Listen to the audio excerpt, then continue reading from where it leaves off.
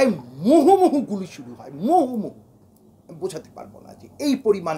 আমি যদি এই জায়গা থেকে পলায়ন করি, আমি এরপর আর কোনোদিন এদের মুখ দেখাতে পারবো না। শুধু সেটাই না, আমি আমার নিজের কাছে নিজেকে কখনো ক্ষমা করতে পারবো না। বাট আমি যে 2 তারিখে নামছি, আমি কিন্তু আমার কোনো নেতাকর্মীকে কিন্তু বলিনি। তো আসার পরে এই জায়গার মধ্যে আমি দেখলাম যে আমার অনেক নোন ফেস আছে, বাট তারা খুবই হতদরিদ্র। বাজারে মাছ বিক্রি করে, তরকারি বিক্রি করে, হ্যাঁ, ফুটপাতে তারা বসে, ভ্যানের মধ্যে বিভিন্ন কিছু বিক্রি করে, এরা সবাই। তা আমাকে দেখে ওরা চরম স্বতঃস্ফূর্ত। এবং আমি এই জায়গায় আসার পরে এই চারিদিকে তো সিসি ক্যামেরাগুলি ছিল। তা আমি এই জায়গায় যাদেরকে দেখলাম এমনি পরিচিত, এর মধ্যে কেউ কেউ অনেকেই ছিল যে যারা আমার একসময় মিছিল মিটিংয়ের সাথেও আমার সাথে ছিল। এবং আমার যখন এইটা আমার এলাকা, আমার দাদাবাড়ি, নানাবাড়ি, নানি বাড়ি সবই এই জায়গায়, তো সবাই আমাকে চেনে। এই জায়গার মধ্যে সবার সাথে আমার একটা আত্মিক সম্পর্ক। তো আমি আসাতে যেমন একটা স্বতঃস্ফূর্ততা তৈরি হলো। তো তখন খুব বেশি একটা লোক না, 70-80, আমার 100 জন হবে না, এরকম 1-1.5-2 ঘন্টার মধ্যেই 200-250 লোক হয়ে গেল। এর মধ্যে হয়তো 50%কে আমি চিনি, 50% পুরোপুরি আননোন। আমি আসার পরেই এই জায়গার মধ্যে যে সিসি ক্যামেরাগুলি চারিদিকে ছিল, তা আমি নির্দেশনা দিলাম যে সিসি ক্যামেরা মানে ওদের কাছে তো আছে, যে এই সিসি ক্যামেরাগুলি সরিয়ে ফেলতে আর কি, ভেঙে ফেলার জন্য, সরিয়ে ফেলার জন্য। কাজী নজরুলও বলেছিল যে দুষ্ট ছেলেদের প্রয়োজন আসলে স্বাধীনতার জন্য, বিষয়টা অনেকটা এরকম।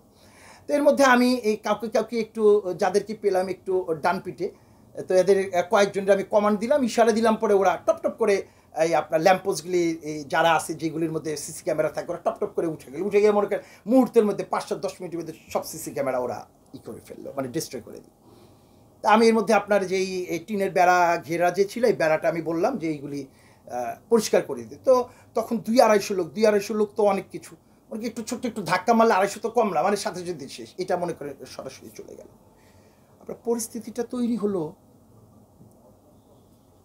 2টোর পরে। এর মধ্যে আপনার মাঝে মধ্যে একটু গুলি টুলি হয়, পুলিশ আসে, হ্যাঁ, আপনার আবার একটু ছত্রভঙ্গ হই। 2টার সময় আপনার এই রাস্তার আর কি ধরেন দক্ষিণ দিক থেকে, ওই দিকের থেকে পুলিশের গাড়ি, আর আমাদের তো দোলাইপাড়ের সাথে একটা র্যাব অফিস, এই জায়গায় মুহুমুহু গুলি শুরু হয়, মুহুমুহু। বোঝাতে পারবো না যে এই পরিমাণ, মানে গুলি। একবার ওরা গুলি করে, আমরা আবার ছত্রভঙ্গ হয়ে যাই, আবার সবাই ফিরে আসি, আবার গুলি করে, আবার আমরা ছত্রভঙ্গ হয়ে যাই, আবার সবাই আসি। এর মধ্যে আমি এই চৌরাস্তা থেকে একটু ভেতরের দিকে যখন খুব বেশি পরিমাণে গুলি ছুটতেছিল, তখন এদিকে একটু ঢুকে যাই। তো ঢুকে যাওয়ার পরে এই জায়গায় তো অনেকের সাথে আমার এইরকম দেখা, যারা পরিচিত অপরিচিত, তারা আমাকে বলতেছিল, ভাই ভাই ভাই আপনি যাবেন না, আপনি গেলে সবাই চলে যাবে, আপনি যাবেন না। আমার তখন মনে হয়েছে যে আমি কিভাবে যাব, যে আমি যদি এই জায়গা থেকে পলায়ন করি, আমি এরপর আর কোনোদিন এদের মুখ দেখাতে পারবো না। শুধু সেটাই না, আমি আমার নিজের কাছে নিজেকে কখনো ক্ষমা করতে পারবো না।